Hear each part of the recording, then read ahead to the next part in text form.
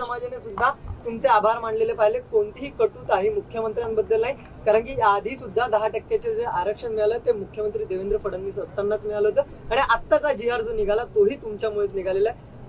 काय म्हणाल?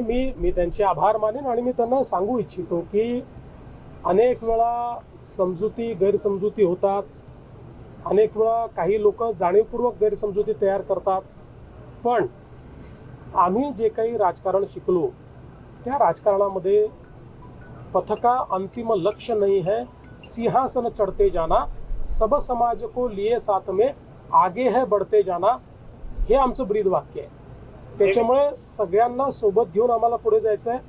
मराठा समाज एक महत्त्वाचा समाज आहे. या महाराष्ट्राच्या जडणघडणीमध्ये एक मोठं कॉन्ट्रीब्युशन दिलेला हा समाज आहे.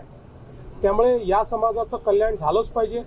पण त्यासोबत आपल्या ज्या 18 पगड जाती आहेत, ज्यांनी स्वराज्यामध्ये छत्रपती शिवाजी महाराजांचे मावळे म्हणून त्या ठिकाणी काम केलेलं आहे, त्यांनीही बलिदान दिलेलं आहे. कोणावरच अन्याय होऊ नये ही आमची भावना आहे आणि तीच पुढे राहील.